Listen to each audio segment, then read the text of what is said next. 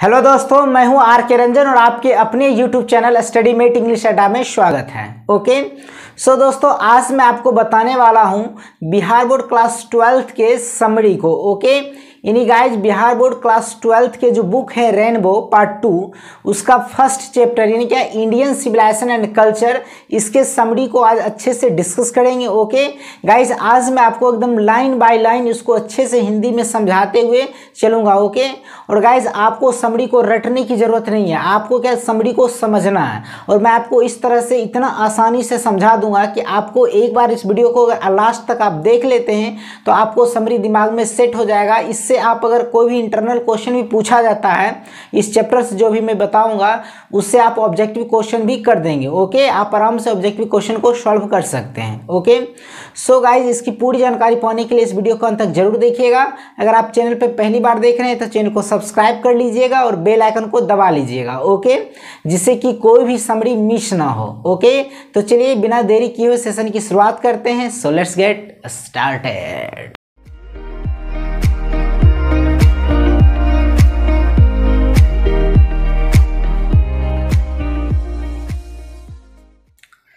तो चलिए गाइज आज की वीडियो की शुरुआत करते हैं और सीखते हैं समरी को। ओके तो देखिए गाइज, समरी को सीखने से पहले मैं समरी से रिलेटेड कुछ पॉइंट्स आपको बता देता हूं। ओके यानी गाइज समरी को कैसे लिखना, ये नहीं कि समरी सीधा लिखना शुरू कर दिए, बुक के बीच से निकाल करके लिखना शुरू कर दिए। समरी लिखने का एक तरीका होता है, एक वे होता है। ओके वो वे क्या है, वो तरीका क्या है, अभी मैं आपको बताता हूँ। ओके तो गाइज टॉपिक क्या कर देते हैं, how to write a summary. Okay यानी कि एक समरी को कैसे लिखें, एक गुड समरी को कैसे लिखें जिससे कि एग्जामिनर इंप्रेस हो और अच्छे से फुल में फुल मार्क्स हमको मिले। ओके तो देखिए गाइस, हेडिंग क्या कर दें कि how to write a summary. Okay तो देखिए गाइस समरी को कैसे लिखना है, इसके कुछ पॉइंट्स हैं, क्या ओनली 3 स्टेप्स याद रखना। क्या ओनली 3 स्टेप्स में अभी आपको बताऊंगा, उस स्टेप्स को आपको फॉलो करना है और फॉलो करते हुए आप समरी को लिखेंगे तो आपको फुल में फुल मार्क्स मिलेंगे, ये मेरा गारंटी है। ओके तो चलिए वो टिप्स क्या है वो मैं आपको बता देता हूँ। ओके चलिए मैं आपको यहाँ पे लिखते भी चलूँगा, मैं पढ़ते चलूँगा और यहाँ पे लिखाते जाएगा। ओके तो देखिए वो टिप्स क्या है।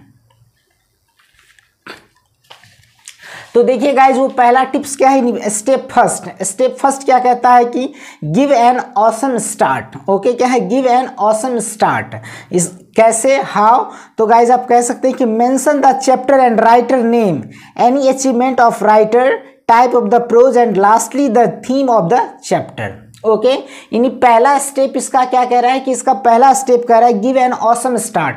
यानी गाइस कहने का मतलब क्या, आप जो स्टार्टिंग करेंगे कोई भी समरी को लिखने के लिए तो एक अच्छे से बिल्कुल ऑसम, एक अद्भुत, एक अजीब, एक गजब सा, एकदम कहने का मतलब क्या, एक सबसे यूनिक एक ऐसा टाइटल बना करके लिखना है जिससे कि फर्स्ट लाइन से ही क्या हो, एग्जामिनर पर एक अच्छा सा इंप्रेस बने। ओके तो इसलिए क्या करना, ऑसम स्टार्ट करना, बिल्कुल अच्छा से लिखना है। पहले वाली जो लाइन लिखेंगे उसको बिल्कुल अच्छे तरीके से लिखना है। तो कैसे लिखेंगे, तो देखिए क्या लिखें, mention the chapter and writer name.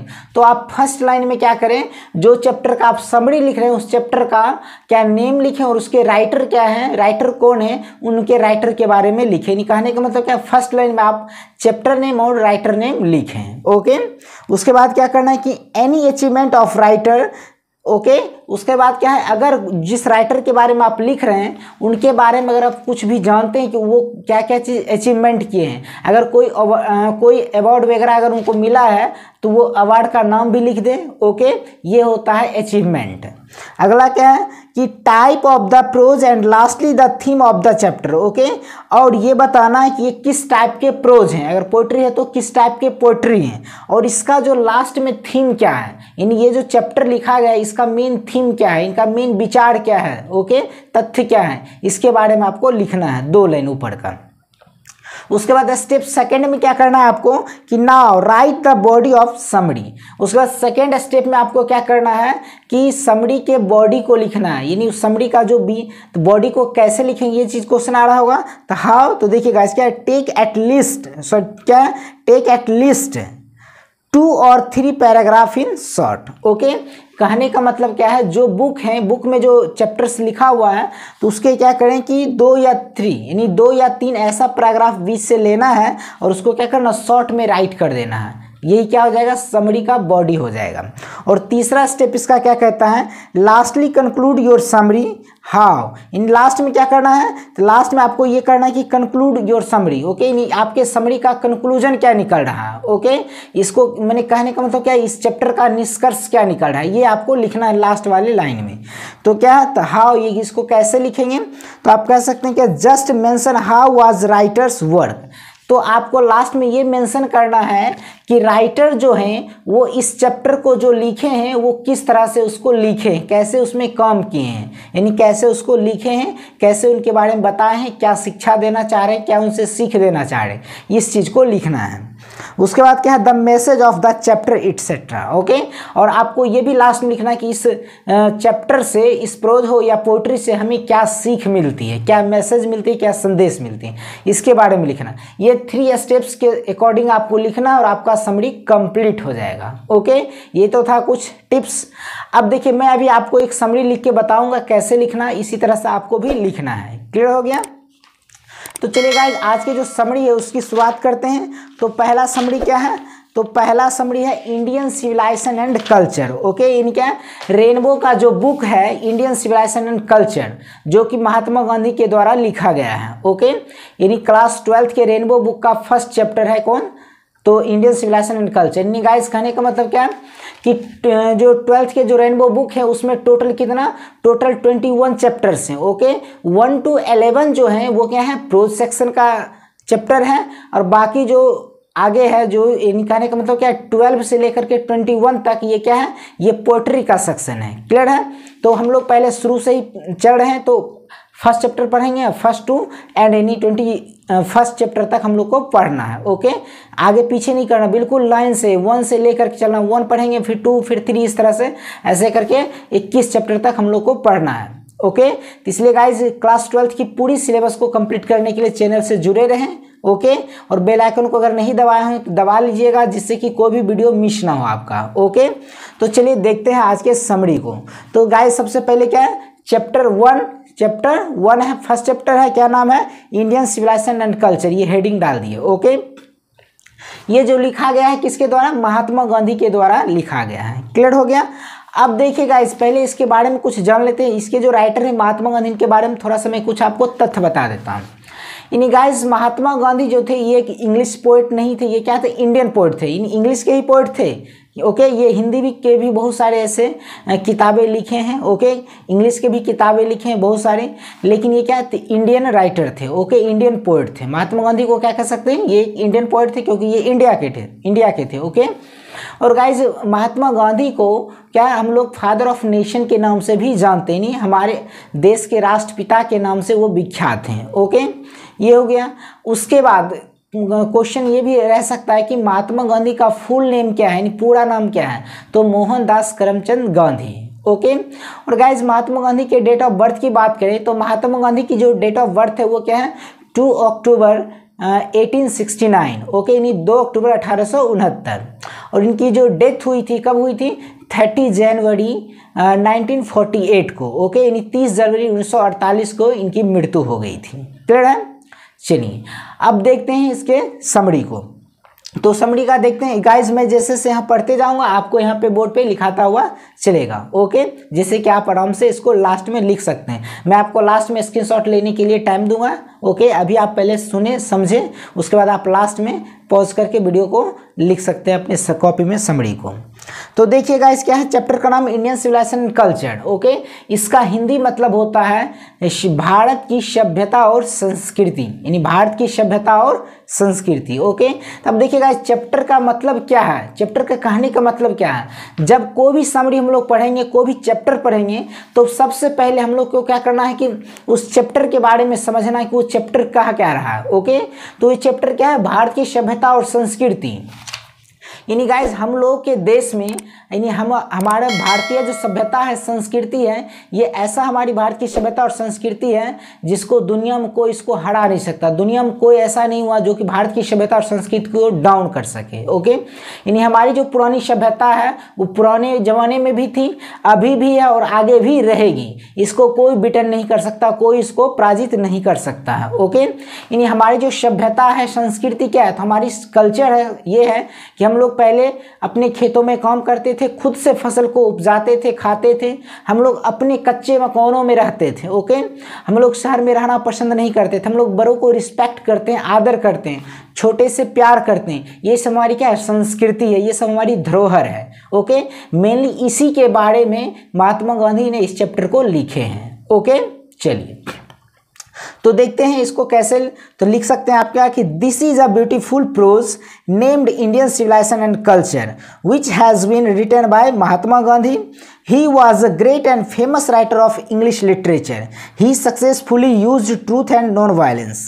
In this prose essay, the poet says that the civilization of India is not to be beaten in the world. Nothing can equal to the seeds sown by our ancestors. He says that civilization is that mode of conduct which point out to men the path of duty. The Western civilization cannot match it because Indian civilization is full of moral values and Western civilization is full of material and machines. The poet says that mind is a restless word.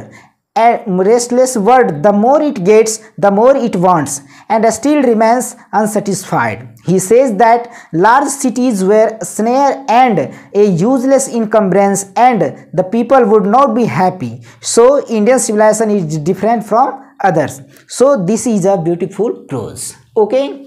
देखिए guys, ये क्या था मैंने आपको पहले पढ़ के बता दिया. ओके, अब इसको लाइन बाय लाइन इसको हिंदी एक्सप्लेनेशन के साथ इसको अच्छे से समझेंगे. ओके, तो चलिए अब देखिए पहला लाइन क्या कहता है कि this is a beautiful prose named Indian civilisation and culture which has been written by Mahatma Gandhi. यहाँ तक फुल स्टॉप है.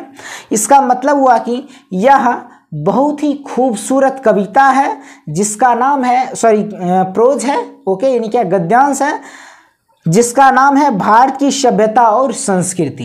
ये एक बहुत ही खूबसूरत प्रोज है जिसका नाम है भारत की सभ्यता और संस्कृति, जो किसके द्वारा रिटन किया गया है, तो जो महात्मा गांधी के द्वारा रिटन किया गया है. क्लियर है.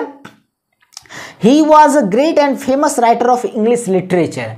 यानी कौन, तो महात्मा गांधी की बात की जा रही है, राइटर साहब की बात किया जा रहा है. कह रहा है कि वे एक बहुत ही महान और प्रसिद्ध इंग्लिश साहित्य के कवि थे. He successfully used truth and non-violence. ठीक है, उसने यानी कौन, गांधी जी की बात की जा रही है कि गांधी जी ने सक्सेसफुल यानी कि सफलतापूर्वक ट्रूथ एंड नॉन वायलेंस का प्रयोग किया. यानी कि सत्य और अहिंसा का क्या किए, वो पाठ को पढ़ाए और सत्य और अहिंसा के पाठों को सत्य और अहिंसा के रास्ते पर चल करके वो देश को आज़ाद कराए, हमारी सभ्यता और संस्कृति को बरकरार रखें. ओके, ये है ट्रुथ का मतलब सत्य और नॉन वायलेंस मतलब अहिंसा. ओके, तो वो सत्य और अहिंसा के यानी कहने का मतलब सत्य और अहिंसा क्या, यानी वो सच्चाई के रास्ते पर चलते थे और वो मारपीट दंगा वगैरह इस सब में विश्वास नहीं करते थे.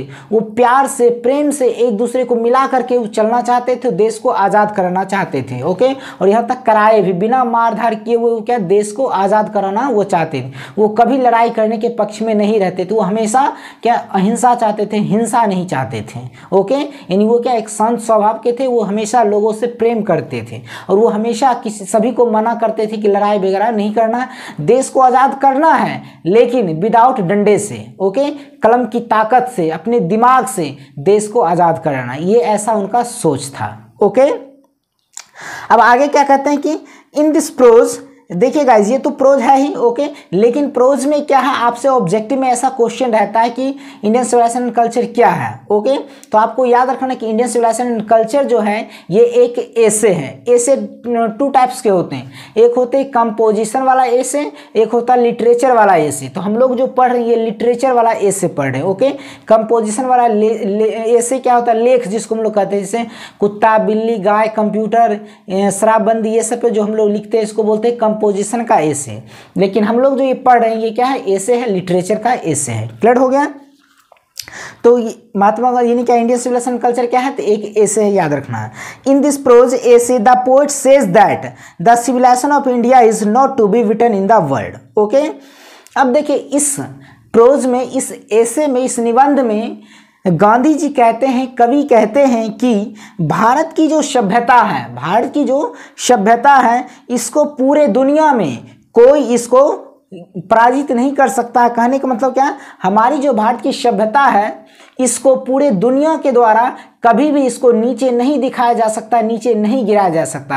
हमारी सभ्यता इतनी स्ट्रांग है जो कि एंशिएंट टाइम में थी, मॉडर्न में भी है और फ्यूचर में भी रहेगी। ओके, यानी हमारी जो सभ्यता है वो कभी भी ये खत्म नहीं हो सकता है, इसको कभी भी नीचे गिराया नहीं जा सकता है पूरे दुनिया में। ओके, अब देखिए गाइज, महात्मा गांधी ये भी कहते हैं कि जो अभी जो मॉडर्न स्थिति आ गई है, मॉडर्न जमाना आ गया है, मॉडर्न इरा आ गया है, इसको भी क्या एक ना एक दिन हमारी जो एंशिएंट सिविलाइजेशन है, हमारी जो प्राचीन सभ्यता है, संस्कृति है, उसको फॉलो करना ही होगा। ओके, बिना प्राचीन सभ्यता को फॉलो किए हुए अभी का मॉडर्न युग नहीं चल सकता है। तो गाइज अभी आप देखते होंगे क्या बहुत सारे ऐसे रिवाजें हैं, अभी बहुत सारी ऐसे रीतियां हैं जो कि पुराने ज़माने को लेकर के अभी चल रहा है। गाइज आप देखते हैं कि जो वेस्टर्न कंट्री के लोग होते हैं, विदेश जो फॉरेनर जो होते हैं, वो महिलाएं क्या अब साड़ी को वियर करने लगी हैं। ओके, इनके हमारी जो पुरानी सभ्यता थी उसको वो फॉलो करने लगे हैं। ओके, तो याद रखना क्या गाइस कि पुरानी जो सभ्यता है इसको कभी भी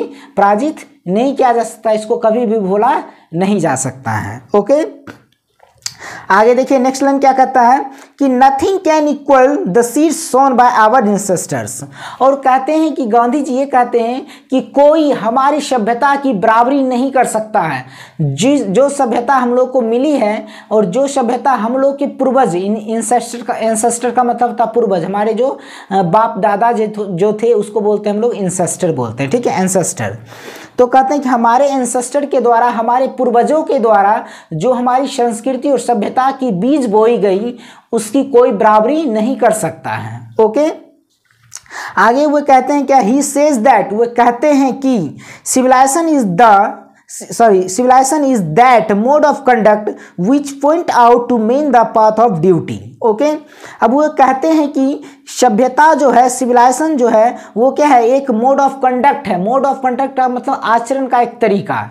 इन्हीं गाइस कहने का मतलब क्या है, इंडियन सिविलाइजेशन जो है ये क्या हम लोग का आचरण का तरीका है, यानी हम लोग को ये सिखाता है कि हम लोग को कैसे पेश आना है, कैसे रहना है, बड़ों के साथ कैसे बात करना, छोटे के साथ किस तरह से पेश आना है, हमारी जो भी धरोहर है उसको कैसे बचा करके रखना है। इन सारी चीज़ों के बारे में हम लोग को क्या प्राचीन सभ्यता से, हमारी जो भारत की सभ्यता उससे ये सीख मिलती है। ओके, और ये हमें क्या करता है, मोड ऑफ कंडक्ट यानी आचरण का तरीका सिखाते हैं। Which point out to man the path of duty, जो आदमी को एक सत्य के रास्ते पे, आदमी को क्या अपने कर्तव्य के रास्ते पे जाने के लिए इंगित करता है। ओके, कहने का मतलब क्या है, हमारी जो सभ्यता है वो हमें ये सिखाती है कि अपने कर्तव्य के रास्ते पे कैसे चलना है, वो हमें क्या सभ्यता ही सिखाती है, हमारी सिविलाइजेशन ही हमें सिखाती है। ओके, यानी हमें ये सभ्यता सिखाती है कि हमें हमेशा सच्चाई का साथ देना चाहिए, हमें हमेशा सत्य के रास्ते पर चलना चाहिए, बुराई के रास्ते पर नहीं चलना चाहिए, ये हमें सिविलाइजेशन ही बताता है। क्लियर है? ये ऐसा कौन कह रहे हैं, तो ऐसा महात्मा गांधी कह रहे हैं अपने इस literature Indian civilisation and culture में। ओके, आगे देखते हैं, आगे लाइन क्या है कि the western civilisation can not match it because Indian civilisation is full of moral values. Okay, अब देखिएगा इस कह रहा है कि the western civilisation can not match it, यानी जो हमारी पश्चिमी सभ्यता है, यानी पश्चिमी सभ्यता क्या होता है, वेस्टर्न सिविलाइजेशन, जो यूरोप देश के, यानी यूरोप महादेश में जितनी भी सभ्यता है उसको हम लोग क्या वेस्टर्न सिविलाइजेशन बोलते हैं, यानी पश्चिमी सभ्यता बोलते हैं, पश्चिमी देश की सभ्यता। ओके, तो जो पश्चिमी देश की सभ्यता है, यूरोप देश की, यूरोप महादेश की जो सभ्यता है वो कभी भी हम लोग की सभ्यता से मैच नहीं कर सकता, इसकी बराबरी नहीं कर सकता है। ओके, क्यों नहीं कर सकता है, it because Indian civilisation is full of moral values, क्योंकि भारत की जो सभ्यता है ये क्या है, मोरल वैल्यूज यानी नैतिक कर्तव्यों से, नैतिक मूल्यों से ये बना हुआ है, भरा हुआ है। हमारी जो सभ्यता है वो क्या है, नैतिक कर्तव्य से, नैतिक मूल्यों से क्या भरा हुआ है। यानी नैतिक कर्तव्य क्या होता है, मोरल ड्यूटी, तो हम लोग अपने से बड़े को क्या रिस्पेक्ट देते हैं, छोटे से प्यार करते हैं। जब कोई बड़े आते हैं तो हम लोग के यहाँ रिवाज है कि जब कोई गेस्ट आते हैं हम लोग उनका पैर छू के प्रणाम करते हैं। ये हमारी क्या सभ्यता, ये हमारी कल्चर है जो कि हमें पूर्वजों के द्वारा दी गई है। ओके, और आज भी वो चीज़ बरकरार है और हमें छोटों से प्यार करना चाहिए, उनसे रिस्पेक्ट से बात करना चाहिए, जिससे क्या होता है वो भी हमसे प्यार से बात करें। ओके, इन क्या give respect and take respect, इस तरह से चलना चाहिए, ये हमारी सभ्यता हमें सिखाती है। ओके, लेकिन गाइस जब वेस्टर्न सिविलाइजेशन की बात करें तो वहाँ पे ये नहीं कि पैर छूना है, ये सब सिस्टम वहाँ पे विदेश वगैरह, अमेरिका वगैरह आप जाएंगे तो वहाँ पे नहीं चलता, वहाँ पे सिर्फ क्या हाय हेलो ये सब चलता है। ओके, तो इसलिए कहा जाता है कि हमारी जो सभ्यता, भारत की जो सभ्यता है, इसको कोई इसकी बराबरी नहीं कर सकता और ना ही इसको कोई पराजित कर सकता है, ना ही इसको कोई नीचे दिखा सकता है। ओके, चलिए आगे देखते हैं क्या लाइन है। तो आगे क्या है, and the western civilisation is full of material and machines. Okay, यानी वहीं पे कह रहा है कि जो वेस्टर्न सिविलाइजेशन यानी पश्चिमी देश की जो सभ्यता है, यूरोप महादेश की जो सभ्यता है वो क्या है, तो वहाँ के जो लोग होते हैं वो क्या फुल्ली मटेरियल पे डिपेंड रहते हैं। ओके, और मशीन के ऊपर, यानी क्या पदार्थ और मशीनों के ऊपर वो निर्भर रहते हैं। लेकिन हम लोग क्या पदार्थ और मशीन के ऊपर निर्भर नहीं रहते। ओके गाइज, अभी क्या थोड़ा सा मॉडर्न आ गया तो हम लोग रहते हैं, लेकिन हमारे जो पूर्वज थे जिस टाइम महात्मा गांधी ने ये लिखे थे उस समय की बात है कि उस समय हम लोग के यहाँ उतनी ज़्यादा कोई मशीन वगैरह भी नहीं होती थी। यहाँ तक कि खेत जोतने की बात आती थी, खेती करने की बात आती थी तो लोग खुद से कुदाल से हल चला करके खेतों को जोतते थे। बड़ा बड़ा प्लॉट को कुदाल से या फिर हल के रास्ते, बैल के रास्ते से क्या वो जोतते थे और उसको खेती करते थे। उस समय हम लोग के पास कोई ट्रैक्टर वगैरह मशीन नहीं था। ओके, उस समय गांधी जी ने उस चीज़ को फील किए और लिखे हैं इसमें।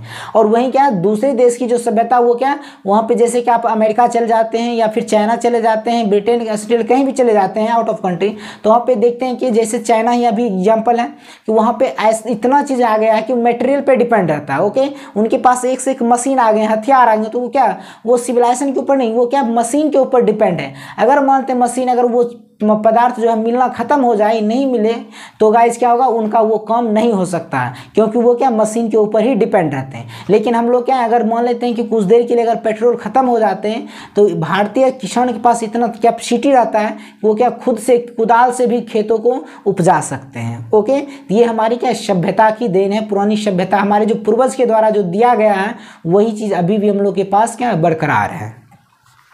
आगे देखते हैं तो आगे क्या है, तो आगे कहते हैं गांधी जी क्या कि द पोएट सेज दैट, क्या गांधी जी कहते हैं, कवि कहते हैं कि mind is a restless word, the more it gets the more it wants and still remains unsatisfied. अब देखिए गाइज, ये जो लाइन है बहुत ही इंपॉर्टेंट लाइन है। आपके एग्जाम में इससे जो एक्सप्लेनेशन पूछा जाता है 4 नंबर का 4 मार्क्स का, उससे ये क्वेश्चन फिक्स है कि रहता ही रहता है। लगभग समझिए तो आपको 90% है कि रहता ही रहता है क्वेश्चन। ओके, और इससे ऑब्जेक्टिव क्वेश्चन भी बनते हैं। ओके, तो याद रखना गाइस, क्या वो कहते हैं कि आदमी का जो दिमाग है, मनुष्य का जो दिमाग है, माइंड है, वो क्या है एक रेस्टलेस वर्ड है, यानी क्या एक बेचैन पक्षी की तरह है। जिस तरह से कोई भी बेचैन पक्षी होता है, यानी कहने का मतलब क्या कि उस पक्षी को जितना जो भी चीज़ खाना मिलता है फिर भी वो बेचैन ही रहते हैं। ओके, तो उसी तरह से पक्षी से तुलना किए हैं गांधी जी मनुष्य की, और वो कहते हैं कि मनुष्य जो है एक बिल्कुल क्या है एक बेचैन पक्षी की तरह है। इसे जितना मिलता है, इसे जितना मिलता है उतना ये और चाहत रखता है और अंत तक ये क्या अनसेटिस्फाइड यानी असंतुष्ट ही रहते हैं और दुनिया से चले जाते हैं। ओके, ऐसा होता है गाइज, रियल में होता है कि जिस आदमी को अगर 10 फ्लैट है तो वो चाहते हो कि हमें और 5 बढ़ जाए। ओके, वो सेटिस्फाइड नहीं होते कि चलो हाँ मेरे पास 10 फ्लैट है, अच्छे से रहेंगे। ओके, वो चाहते हैं कि मुझे 2-4 और हो जाए। जैसे कि मुकेश अंबानी बड़े इंडिया के सबसे रिचेस्ट पर्सन है, वो उनके पास दुनिया भारत में सबसे ज़्यादा पैसे हैं। ओके, तो वो ऐसा नहीं कि वो बिल्कुल चैन से मतलब सोते हैं। उनको ये लगता है कि उनका दिमाग क्या है रेस्टलेस बर्ड की तरह है, एक बेचैन पक्षी की तरह। वो चाहते हैं कि मैं 2-4 फैक्ट्री और कहाँ लगवा लूँ, कहाँ कौन सी कंपनियाँ खोलूँ, कहाँ क्या लगा दूँ जिससे कि मुझे और ज़्यादा पैसा है और ज़्यादा मनी अर्न हो। ओके, तो यानी क्या उनका भी दिमाग क्या है एक रेस्टलेस वर्ड की तरह ही है। ओके, उसी तरह सारे मनुष्य का दिमाग क्या होता है वो रेस्टलेस वर्ड की तरह होता है, बेचैन पक्षी की तरह होता है। उसे जितना जो चीज़ मिलता है उतना चीज़ और वो चाहत रखते हैं और वो अंत तक भी क्या संतुष्ट नहीं होते, असंतुष्ट ही रहते हैं। ओके, ऐसा कहना है गांधी जी का। आगे देखते हैं क्या लिख रहे हैं, तो वो कहते हैं क्या कि ही सेज दैट, वो कहते हैं large cities were a snare and useless encumbrance and the people would not be happy. अब देखिए वो अब शहर के बारे में थोड़ा सा जिक्र किए हैं। वो शहर के बारे में कहते हैं कि शहरों में क्या है तो बहुत सारे स्नेयर है। स्नेयर का मतलब होता है फंदा, जाल, और इनकम्ब्रेंस का मतलब होता है बोझ। ओके, तो वो कहते हैं कि शहर में जो है बहुत सारी क्या है, बोझ हैं, बहुत सारे जाल की फंदे बना हुआ है, और शहर में जो लोग होते हैं वो बिल्कुल खुश नहीं रहते, वो दुखी ही रहते हैं। ओके, यानी गाइस कहने का उनका ये तात्पर्य है कि जब आदमी, जो गरीब मजदूर होते हैं, वो जब बाहर शहर में काम करने जाते हैं, दिल्ली, पंजाब, पटना, हरियाणा, कहीं भी, वो जब शहरों की ओर जाते हैं कमाने के लिए, तो वहाँ के जो बड़े बड़े मालिक होते हैं, वो शहर में रहने वाले जितने भी मतलब कह सकते हैं कि मकान मालिक होते हैं या फिर कंपनी के मालिक होते हैं, वो क्या करते हैं, अपने से जो कमज़ोर तबके के गरीब मजदूर होते हैं उनके ऊपर वो शोषण करते हैं। ओके, उनके ऊपर क्या बहुत सारे दबाव बनाते हैं और कम पैसे में ज़्यादा कम लेना चाहते हैं। ओके, इसलिए कहता है कि वहाँ पे जो, चूँकि हम लोग गाँव के हैं और शहर में जब जाते हैं तो वहाँ पे क्या होता है, उनके द्वारा, वहाँ के लोगों के द्वारा बिल्कुल प्रेशर बनाया जाता है। ओके, वहाँ के दबंगों के द्वारा हम लोग के ऊपर प्रेशर बनाया जाता है, और हम लोग क्या रहते हैं, तो हम लोग जो रहते हैं एक फंदा के अंदर, यानी हम लोग वहाँ पे बिल्कुल खुल के ज़िंदगी को भी नहीं जी सकते हैं। ओके, हम लोग जिस रूम में रहते हैं उस रूम से ही मतलब रखना पड़ता है। एक तरह का मानो ऐसा कि हम लोग फंदे में, एक जाल में क्या फंसे हुए, बंधे हुए हैं। और इनकम्ब्रेंस, ओके, एक यूजलेस, यानी कहने का, और एक बेकार का बोझ हम लोग के ऊपर रहता है। ओके, और हम लोग वहाँ पे खुश नहीं रहते शहर में, क्योंकि हम लोग में क्या, शहर में एक हमेशा बोझ बना रहता है, यह कि हमें महीने लगेगा तो रूम रेंट देना पड़ेगा, हमें खाना खाना है तो ये देना पड़ेगा, हमें काम नहीं मिला तो हम कैसे खाएंगे। ओके, हमें कंपनी मालिक के साथ किस तरह से बिहेव करना चाहिए, हमें मकान मालिक कुछ ना कर दे, पानी कैसे जलाना है, बिजली बिल कैसे लेना। तो इस तरह से गाइज बहुत सारी टेंशनें क्या हम लोग को शहर में बना हुआ रहता है। तो ये क्या है कि फिजूल की क्या है, बोझ रहती है, यानी फालतू का एक बोझ हम लोग के सर पे मंडराता हुआ रहता है शहरों में। ओके, इसलिए गांधी जी कहते हैं कि हमारे जो पूर्वज थे वो क्या हमेशा गांव में रहना पसंद करते थे, वो शहरों में रहना पसंद नहीं करते थे, यही सब वजह को लेकर के। ओके, आगे क्या कहते हैं कि ओके, यहाँ तक तो क्लियर हो गया। And the people would not be happy, और आदमी खुश भी नहीं रहते कहाँ, शहर में। ओके, तो देखिए, इसलिए हम लोग कह सकते हैं at last we can say that so Indian civilisation is different from others. इसलिए हम लोग कह सकते हैं कि जो भारत की जो सभ्यता और संस्कृति है ये बिल्कुल दूसरों से क्या अलग है, भिन्न है। ओके, लास्ट में हम लोग को लिख देना हमेशा क्या, so this is a beautiful prose, इसलिए ये एक खूबसूरत प्रोज है। ओके, आई होप कि दोस्तों आपको समझ में आ गया होगा। इसको मैंने लाइन बाय लाइन अच्छे से एक्सप्लेन कर दिया है, और आई होप कि आपको भी समझ में आ गया होगा कि भारत की जो सभ्यता और संस्कृति ने, इंडियन सिविलाइजेशन एंड कल्चर जो है ये किस बारे में लिखा है। ओके, यानी किस बारे में महात्मा गांधी जी ने इनको लिखे हैं। ओके, आई होप कि आपको ये चीज़ समझ में आ गया होगा।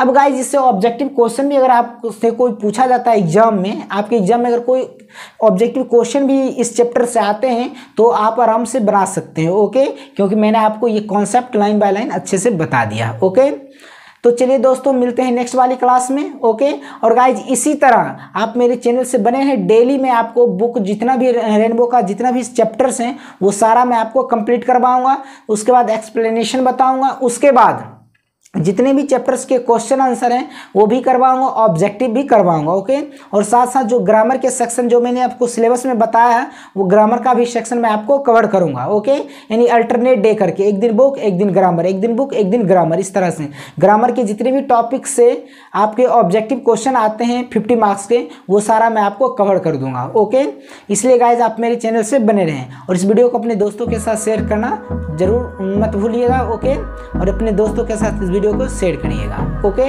तो चलिए मिलते हैं नेक्स्ट वाली क्लास में, तब तक के लिए take care and bye bye. Hold me close till I get up. Time is barely on our side.